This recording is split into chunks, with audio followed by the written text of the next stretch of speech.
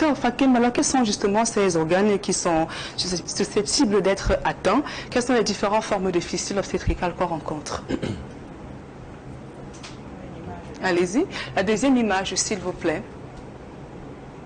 Les organes qui sont susceptibles d'être atteints, comme on l'a dit plus tôt, n'est-ce pas? Ah, voilà, vous avez une jolie image où vous voyez bien l'os pubien. Excusez-moi de revenir. Vous voyez bien la vessie. Vous voyez bien, ça c'est un utérus qui est vide. Et ensuite, voilà, on vous a mis une image qui représente les selles. Donc voilà, le rectum, c'est là où est stocké les selles. Et voilà l'os du coccyx. Alors, quels sont les organes qui peuvent être atteints?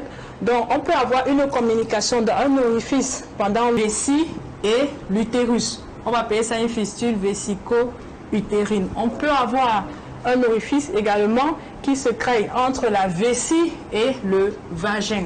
On va avoir une fistule vésico-vaginale.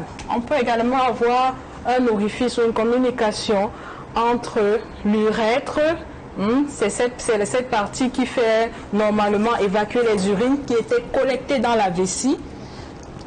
On peut avoir une communication donc entre cet urètre et le vagin. Et enfin, donc, la dernière fistule, ce sera une communication donc entre le rectum et le vagin. Vous êtes d'accord avec moi, comme l'a dit docteur Cuitier, que lorsqu'il y aura une communication comme celle-ci, vous aurez les urines qui vont aller dans l'utérus et vont ressortir par le vagin. Donc, elle aura des fuites. Ici également, lorsqu'elle veut se mettre à l'aise, les urines vont donc quitter l'urètre pour aller dans le vagin. Et voilà, ils vont être déviés de leur trajectoire normale. Ça va sortir par ici.